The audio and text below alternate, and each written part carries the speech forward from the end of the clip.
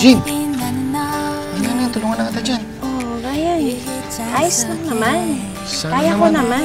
Nagsabi ka sa akin para nasama kita mamili. Hindi lang yun. Kaya ko naman eh. Ano ka ba naman? Kailangan kong gawin to para sa'yo. Para sa mga magiging inaanak ko. Lalo pat iniwan na kayo ni pare. Salamat, Ryan, ha. Pero sa totoo lang, talagang hindi na rin kaya ng katawan ko kasi kabuanan ko ni. Kaya Hirapan ako magkikilos. kailangan kitang masamahan, maprotektahan. So, tara sa loob para makapagpahinga ka na rin. Sige.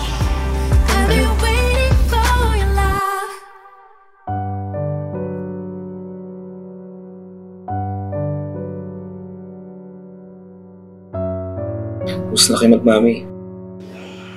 Okay naman, nakaraos na rin ako. Malungkot ka pa rin ba? Alam mong nakakasama sa'yo yan. Kay baby. Ryan, nanganak na kasi ako at lahat. Pero si Jason, wala pa rin paramdam hanggang ngayon. Alam mo, huwag mo nang isipin yung asawa mo. Kasi kung may pakialam siya sa inyo, sa'yo, hindi niya kayo iiwan. Kaya, huwag ka na malungkot. Hindi naman ako para sa inyo eh. Ryan, ano ka ba? Sarili kang buhay. Hindi mo kami obligasyon. Alam mo, simula nung iniwan kayo ni Jason, pinangako sa sarili ko na hindi ko kayo pababayaan. Kaya, hayaan mo akong gawin ng lahat ng ito.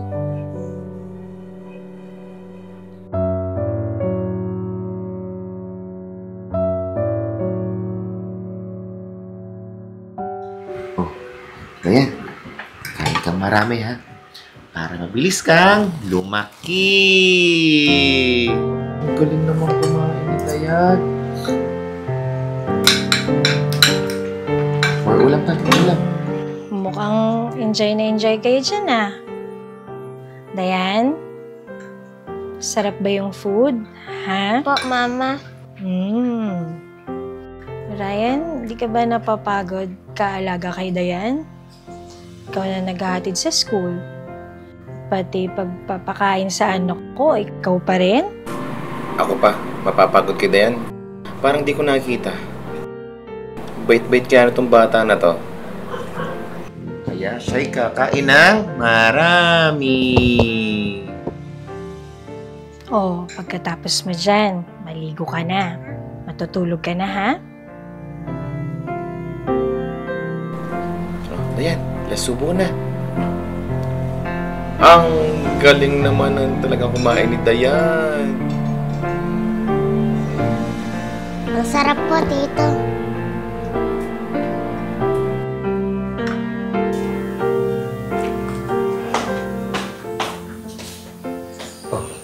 Kumusta si Dayan? Ayun, tulog na.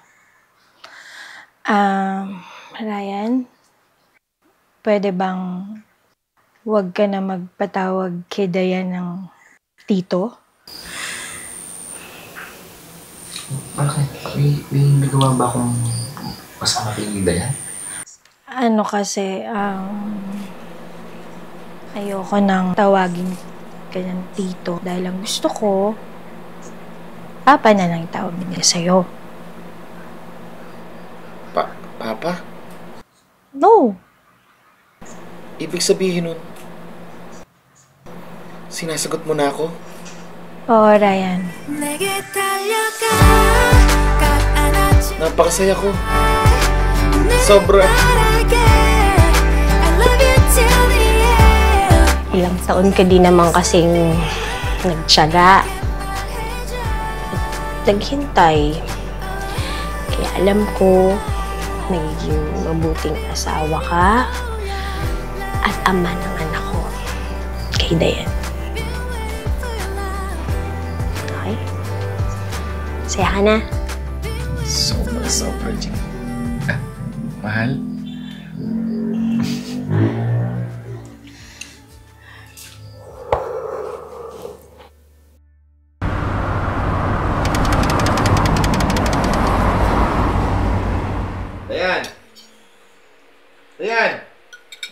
dito, kakain na tayo. Oh, anak, sabay ka na ng hapunan. Pagkatapos mong kumain, matulog na ng maaga at may pasok ka pa bukas. Ay na. Thank you, man.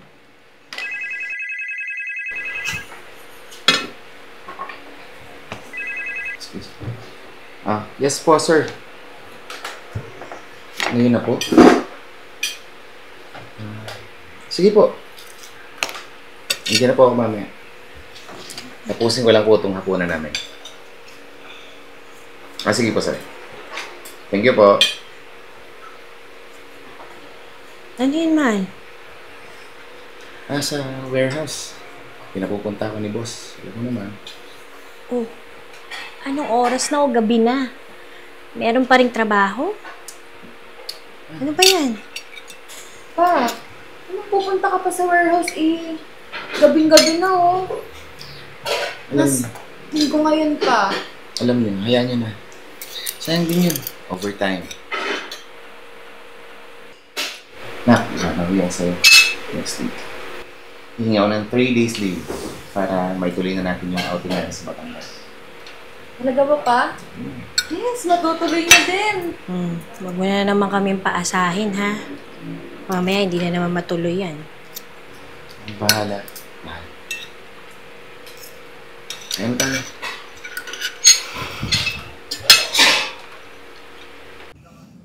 Ma, pa, Oh. sobrang excited na ako. Yung swimwear ko, andito na sa bag oh. Kaya din. Yung aurahan mo, ha? Ayusin mo, ha? Baka naman sobrang sexy niyan. Mahal naman. Hayaan mo yung anak mo kung saan siya komportable. Hi. Ma, buti pa si Papa. Open-minded.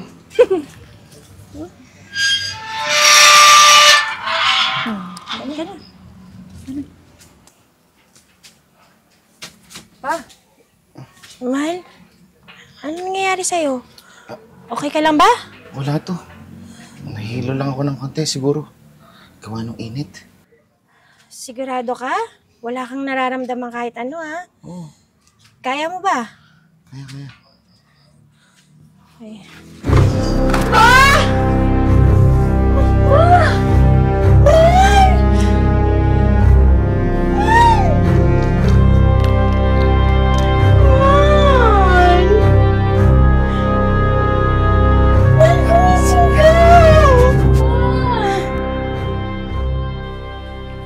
Oh, man, dandan.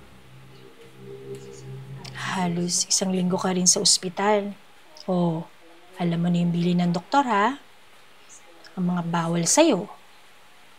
Huwag mong kakainin. po muna po. Upo ka. Dandahan. Okay.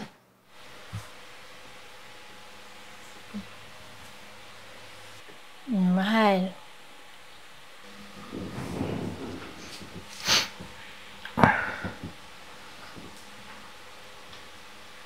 Mahal. Salamat Pati, pasensya na din. Hayaan mo. Magpapagaling ako agad. Shh! Huwag mo nang isipin yun, okay? Huwag may pressure ang sarili mo na gumaling ka. Importante, kahit gaano katagal. Mahalaga, gumaling ka, mahal. Tama po si Mama pa. Ang mahalaga po, magpagaling ka po. Mahal na mahal ka po namin. Lagi mong tatandaan yun, ha? Mahal na mahal ka namin ng anak mo.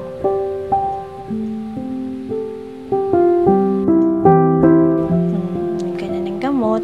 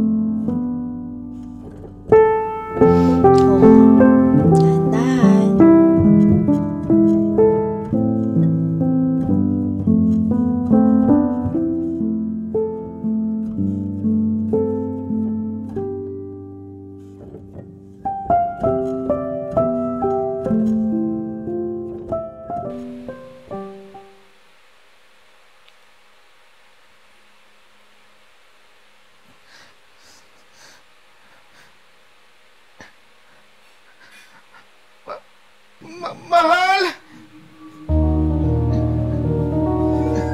Mahal! Mahal, bakit? Anong nangyayari? Yung paa ko! Mahal, hindi ko may galaw yung paa ko! Hindi ko may galaw yung paa ko!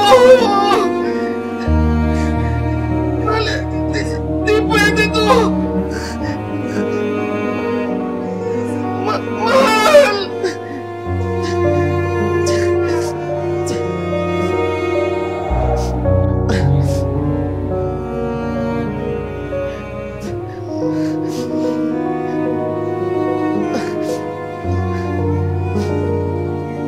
Ano nangyari sa'yo, Mahal?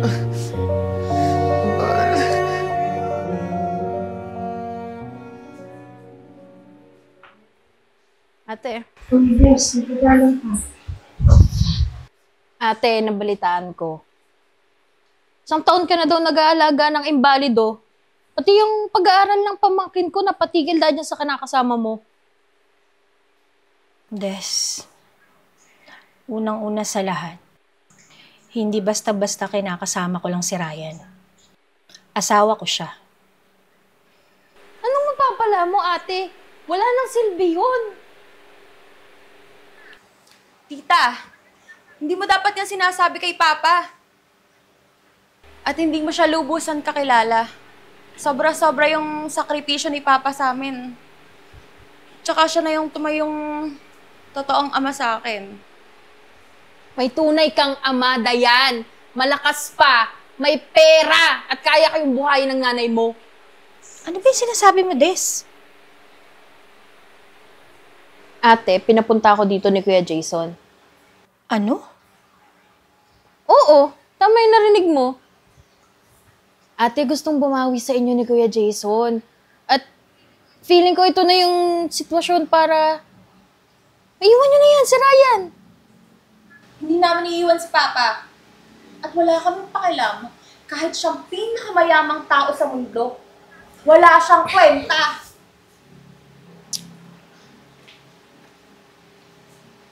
Des, nakikiusap ako. Wag mo na kaming pakikialaman ng anak ko. At pakisabi diyan kay Jason, hindi namin siya kailangan. Kaya pwede ba, tantanan nyo na kami.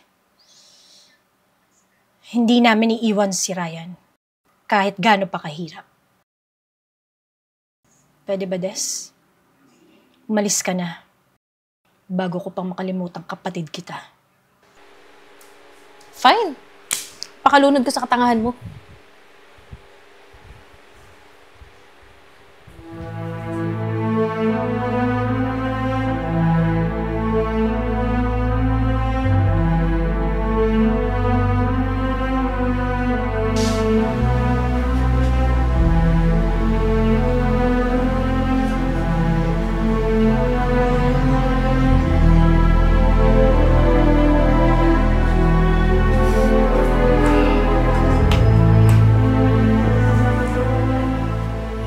Ma, huwag kang mag-alala. Magtutulungan tayo para kay Papa. Alam ko naman yun, anak. Alam mo kung gaano ko kamahal ang paparayan mo. Ang hirap kaya ko tiisin. Pero pinaghihinaan din ako ng loob. Kapag nakikita ko sitwasyon ng papa mo, hindi ko na kaya. Gusto ko lang sumuko.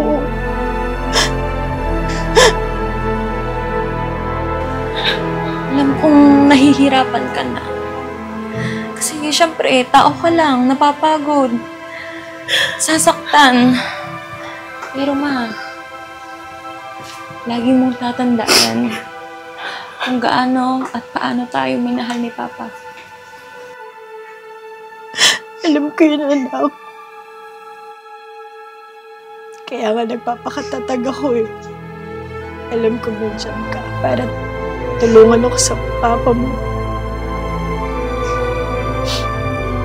Paano? Ikaw na muna bahala sa papa mo, ah. pupunta lang ako sa Kapitolyo. Manghingi ako ng mga gamot na kailangan ng papa mo. Ha? Ikaw na munang bahala sa kanya. Sige po, ma. Mahal, aalis muna ako, ha? Si Dayan na munang bahala sa'yo.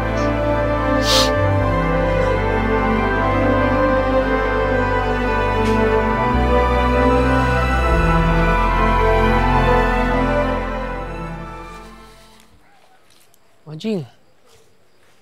Ano, kamusta ka na? Yung anak nating si Dayan. Kasama mo ba? Sabi mo na ang gusto mong sabihin. Mahalaga ang oras ko. Ganun ba yun? Nag-aalaga ka na imbalido? Yung kasama mo ngayon? Sabi mo? Ang kapal ng mukha mo? Saan ka humuhugot ng lakas ng loob para magsalita ng ganyan kay Ryan, ha? Hindi mo ba alam? Siya ang tumayong asawa at ama sa aming mag-ina. Wala kang karapatang insultuhin si Ryan ng ganyan. Pero sandali lang, Jing. Bitawan mo nga ako. Ayusin natin to. Nakakahiya ka talagang dito pa sa kalsada. Basta ka ng ganyan? Gusto ko lang naman maging maayos tayo eh. Alam mo ba, gusto kong makabawi sa mga pagkukulang ko. Pwede tayo mag-umpisa ulit. Hindi pa uli ang lahat. Wala nang uumpisaan at huli na ang lahat. Wala ka nang puwang sa buhay namin mag-ina. Ano? Habang buhay ka na lang mag-aalaga ng imbalido? Oo, habang buhay. Hindi ko pagsisisihan na alagaan ko si Ryan. Dahil siya, pinaramdam niya sa amin kung paano maging mabuting asawa at ama ng anak natin na hindi mo kayang gawin. Kasi Ryan, hindi duwag kagaya mo. Wala kang kwentang tao. Hindi ko nga maintindihan kung bakit nakikipag-usap ako sa'yo. Pero Jing, Huwag ka nang papakita sa amin na. Ito na ang huling beses. Jing!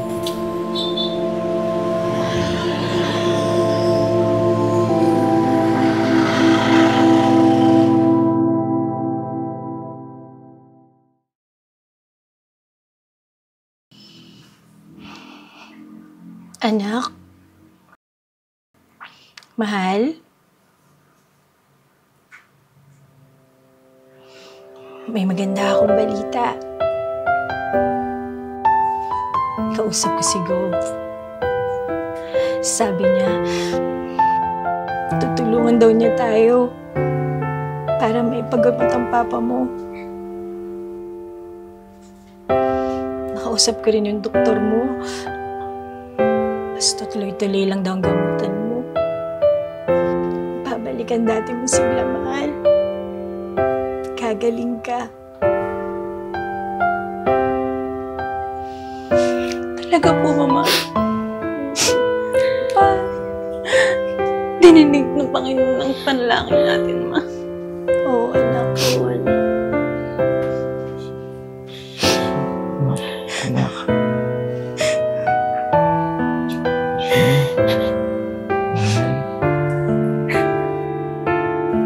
Mahal. Patawarin mo ako. Kung minsan, pinagkinaan ako ng loob dahil sa sitwasyon mo. Pero dahil mahal na mahal kita,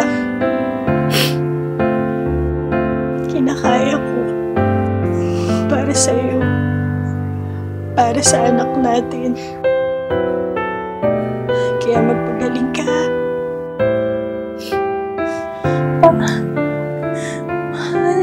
Mahal ka namin, Ma'am. Hindi ka namin iiwan. Mahal, tandaan mo, hanggang sa huling hininga ko, ikaw ang sasamahan ko habang buhay.